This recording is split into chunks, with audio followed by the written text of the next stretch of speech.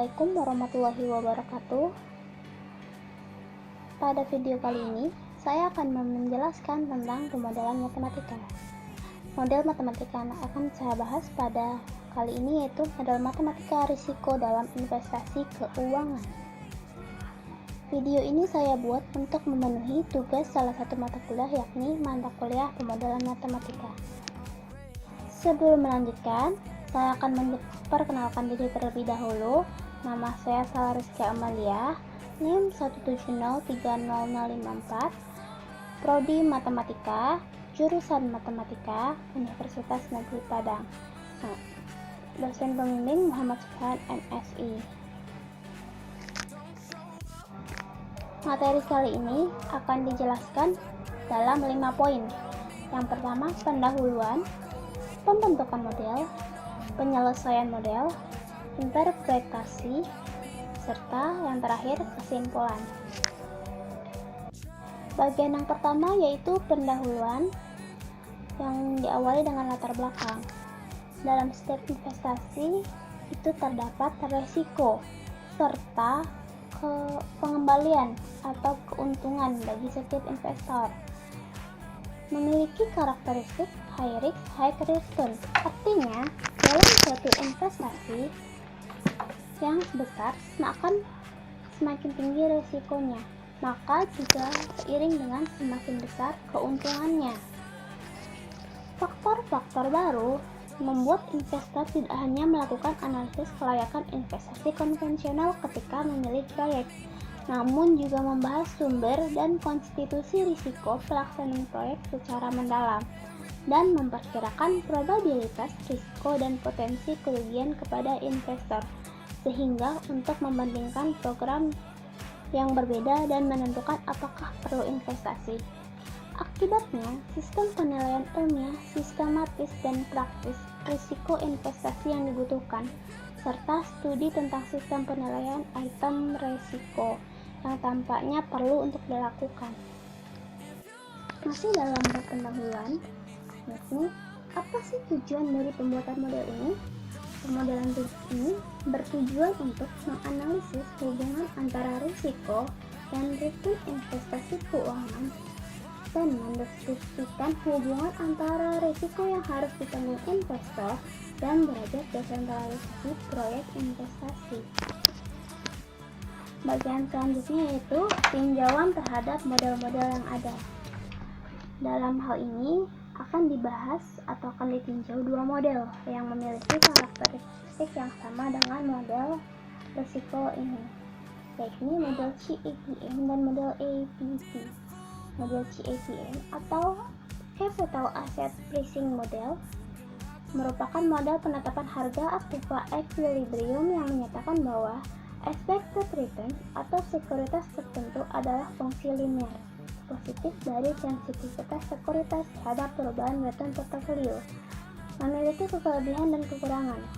Kelebihan dari model ini yaitu daya tarik CAPM adalah ia menawarkan kuat, menarik secara intuitif prediksi tentang bagaimana mengukur risiko dan hubungan yang diharapkan hubungan antara pengembalian yang diharapkan dan risiko yang dihindari. Sedangkan kekurangannya yaitu dapat mencerminkan kegagalan teoritis, di mana hasil dari banyak menyederhanakan asumsi, namun juga mungkin disebabkan oleh kesulitan dalam menerapkan model yang valid.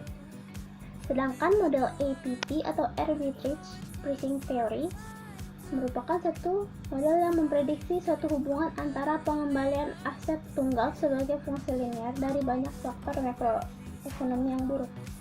Kelebihan dari model ini itu berfokus pada suku bunga, inflasi, dan aspek ekonomi lainnya. Sedangkan kekurangan dari model ini itu lebih sulit dalam penerapannya karena faktor-faktornya digunakan sangat sulit untuk diidentifikasi. Selanjutnya, pada bagian pembentukan model. Pertama, konsep pemrograman multi-objektif, di mana dalam model ini akan digunakan konsep multi-objektif. Konsep multi-objektif yaitu menetapkan konsep yang relevan dari matematika pemrograman objektif. Terdapat batasan mutlak dan batasan objek. di mana batasan mutlak mengacu pada batasan kesetaraan dan batasan ketidaksetaraan yang harus dipenuhi secara ketat. Sedangkan batasan objek khusus untuk pemrograman objektif dan kendala dapat dianggap sebagai nilai target yang harus dikejar. Dalam pemrograman objektif ini yaitu menentukan risiko yang minimum atau meminimumkan risiko dan memaksimumkan pengembalian atau keuntungan. Memiliki variabel ketetapan yaitu x1, x2 hingga xn dengan fungsi-fungsi tujuan yang dapat dilihat, fungsi tujuan dan fungsi slide, fungsi kendala yang dapat dilihat di dalam slide. Bagian kedua yaitu penetapan asumsi. Asumsi yang ditetapkan dalam model ini yang pertama, M diasumsikan sama dengan 1, di mana M adalah total investasi. Yang kedua, semakin tersebar suatu investasi maka semakin kecil risiko yang diperoleh atau SI, di mana SI ini relatif saling bebas. Dalam fase investasi, berbagai indeks stabil, tingkat pengembalian setiap indeks RI, tingkat risiko kerugian QI, dan tingkat biaya transaksi PI tidak fluktuatif seperti dalam periode investasi. Misalkan dalam satu aset SI tidak memiliki batas-batas, maka total aset M dapat diinvestasikan ke dalamnya. Untuk mempermudah perhitungan, setoran bank dapat dianggap sebagai investasi aset S0, tingkat pengembalian rata-rata adalah R0, dan tingkat biaya transaksi adalah R0, dan risiko kehilangan adalah 0. Yang terakhir yaitu pengembalian bersih dan risiko keseluruhan dipengaruhi oleh RI, PI, dan QI. Selanjutnya yaitu variabel, parameter, dan konstanta yang digunakan dalam model ini. Yang pertama variabel bebas dan variabel terikat, di mana simbol-simbol yaitu RI, PI, QI, UI, XI, RI, dan XI, F, A, Q, delta Q, dan R0. Penjelasan dan satuannya dapat dilihat dalam tabel di slide. Selanjutnya yaitu parameter dan konstanta, di mana dalam hal ini model ini memiliki satu parameter yaitu SI dan memiliki satu konstanta di mana yaitu M, di mana M sama dengan 1. Selanjutnya itu pada bagian pembentukan model. Dalam model ini akan dibahas beberapa kasus. Yang pertama, risiko keseluruhan diukur dengan risiko tertinggi dalam SI yang diinvestasikan yaitu maksimum dari XI, KI, QI, di mana I sama dengan 1 hingga N. Ketika perusahaan melakukan investasi dalam aset di pasar, dua standar pengukur program investasi terlibat, yaitu terdapat dua tujuan, yaitu pengembalian bersih yang tinggi dan risiko yang serendah-rendahnya. Ini adalah model pemrogram multitujuan untuk memaksimalkan pendapatan bersih dan meminimalkan risiko keseluruhan. Dapat dilihat fungsinya, fungsi tujuan dan fungsi kendalanya dapat dilihat di dalam slide. Dalam investasi aktual, investor menanggung risiko tingkat berbeda atau tingkat preferensi risiko berbeda. Jika batas A diberikan, program investasi yang sesuai dapat ditemukan jika risiko tertinggi. Dengan cara ini, pemrograman multitujuan diubah menjadi pemrograman satu tujuan. Dalam pembentuk model ini dibagi dalam dua model, yaitu model 1 dan model 2. Model 1 memperbaiki tingkat risiko dan mengoptimalkan pengembalian, di mana jika kita memberikan batas risiko, maka tingkat risiko tertinggi adalah QI/XI per N kecil sama dari A, di mana tingkat risiko tetap diperoleh. Maka untuk mengoptimalkan pendapatan, telah terbukti bahwa kendala UI tidak akan dipertimbangkan karena memiliki sedikit pengaruh pada program investasi, sehingga diperoleh fungsi tujuan dan fungsi kendala yang dapat dilihat di dalam slide. Model ini adalah pemrograman linear objek tunggal, di mana akan mudah untuk mendapatkan solusi optimal dengan nilai A yang diberikan. Yang kedua yaitu model 2, memperbaiki tingkat pendapatan dan meminimalkan risiko, merupakan kelanjutan dari model 1 tadi. Jika investor menginginkan total pendapatan mencapai setidaknya level K dan di atasnya, maka cari portofolio investasi yang sesuai ketika risikonya paling rendah.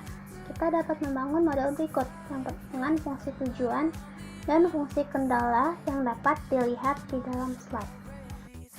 Selanjutnya masuk dalam bagian penyelesaian model, di mana di sini digunakan sebuah data. Data ini diperoleh dari pengumpulan data di mana terdapat 4 data aset, yaitu S1 hingga S4 dan data bank yaitu S0. Data dapat dilihat dari slide. Selanjutnya masuk dalam perhitungan model 1 secara numerik. Model 1 yaitu dari data yang sudah diperoleh model 1, yakni minimum dari F sama dengan negatif 0,05 dikali X0 ditambah negatif 0,27 dikali X1, negatif 0,19 dikali X2, negatif 0,185 dikali X3, dan ditambah negatif 0,185 dikali X4. Dengan fungsi kendala yang dapat dilihat dari dalam slide, di mana setiap investor memiliki tingkat risiko yang berbeda karena risiko yang terjadi secara acak tanpa prinsip tertentu. Di sini dicari secara siklikal dimulai dari A sampai dengan 0 dengan delta A sampai dengan 0,02 sebagai ukuran langkah. Dan di sini digunakan software MATLAB sehingga diperoleh grafik sebagai berikut. Grafik ini merupakan grafik dari model 1. Di mana interpretasi atau penjelasannya dapat dilihat pada bagian interpretasi. Selanjutnya yaitu perhitungan model 2 secara numerik. Berdasarkan data yang diperoleh, didapatkan model 2 sebagai berikut, yaitu minimum dari 1 X0 tambah 0 X1 tambah 0 X2 tambah 0 X3 tambah 0 X4 dengan fungsi kendala yang dapat dilihat dari dalam slide. Investor yang berbeda memiliki tingkat risiko yang berbeda karena A adalah tingkat risiko yang diberikan secara acak tanpa prinsip. Kami mencari secara siklikal mulai dari A sampai dengan 0 dengan delta A sebagai 0,002. Dengan menggunakan MATLAB diperoleh hasil operasi. Ada peroleh grafik sebagai berikut. Grafik ini merupakan grafik dari model 2. Di mana penjelasan dari grafik ini akan dijelaskan pada bagian interpretasi. Selanjutnya yaitu bagian yang terakhir, yang interpretasi. Dimulai dari interpretasi model 1, di mana yang pertama semakin tinggi risiko, maka pendapatan juga semakin tinggi. Yang kedua, semakin banyak tersebar investasi, maka semakin rendah risiko yang akan ditanggung investor. Yang selanjutnya itu setiap titik pada kurva mewakili pengembalian minimum yang mungkin di bawah tingkat risiko tersebut dan risiko terendah yang diperlukan oleh pengembalian tersebut. Sehubungan dengan daya dukung risiko yang berbeda, pilih portofolio optimal di bawah tingkat risiko tersebut. Ada titik balik dekat A sama dengan 0,006 di sisi kiri titik ini. Pengembalian meningkat sangat cepat ketika risiko meningkat sedikit. Di sisi kanan titik ini pengembalian meningkat sangat lambat ketika risiko meningkat dengan cepat. Sebagai akibatnya, berkenan dengan investor yang tidak memiliki preferensi khusus atau risiko pengembalian, titik belok kurva harus dipilih sebagai portofolio optimal, yaitu sekitar A sama dengan 0,6% dan Q sama dengan 20%. Selanjutnya yaitu interpretasi dari model 2. Yang pertama, risiko akan meningkat seiring dengan keinginan investor untuk mendapatkan pengembalian yang tinggi. Yang kedua, setiap titik pada kurva mewakili program investasi dengan risiko terendah ketika tingkat pendapatan ditetapkan. Adapun persyaratan pengembalian minimum yang berbeda, pilih portofolio optimal yang sesuai dengan dan risiko yang sesuai adalah yang terendah saat ini. Ada titik balik dekat tingkat pendapatan K sama dengan 20% di sisi kiri titik ini. Tingkat risiko meningkat perlahan ketika persyaratan tingkat pendapatan meningkat. Tetapi di sisi kanan titik ini tingkat risiko meningkat jelas ketika persyaratan tingkat pendapatan meningkat. Oleh karena itu, sehubungan dengan para investor tanpa preferensi risiko dan pengembalian yang khusus, Mereka harus melakukan investasi rasional dan berjaga-jaga terhadap risiko tinggi yang menyertainya. Selanjutnya yaitu tabel portofolio optimal pada model 1 yang sudah dijelaskan tadi, dan tabel solusi optimal dari model 2 yang sudah dijelaskan juga tadi. Dapat dilihat di dalam slide. Selanjutnya yaitu pada poin yang terakhir, kesimpulan.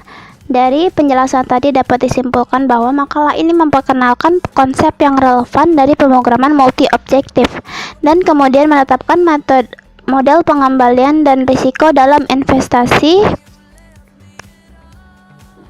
keuangan yang bertujuan untuk menganalisis hubungan antara risiko dan pengembalian dalam investasi keuangan dan membahas hubungan antara risiko yang harus ditanggung investor dan penyebarannya. Tingkat proyek investasi. Kemudian dalam makalah ini menganalisis pengembalian optimal investor di bawah tingkat risiko tetap menggunakan perangkat lunak MATLAB. Selain itu juga menganalisis risiko yang diminimalkan dengan pengembalian tetap, yang menunjukkan bahwa portofolio optimal di bawah tingkat risiko ini harus dipilih untuk daya dukung risiko yang berbeda. Ini mengedepankan portofolio investor yang optimal tanpa preferensi risiko dan pengembalian yang istimewa. Demikian video penjelasan saya tadi. Apabila ada kesalahan mohon dimaafkan. Saya sudahi dengan wassalamualaikum warahmatullahi wabarakatuh. Terima kasih.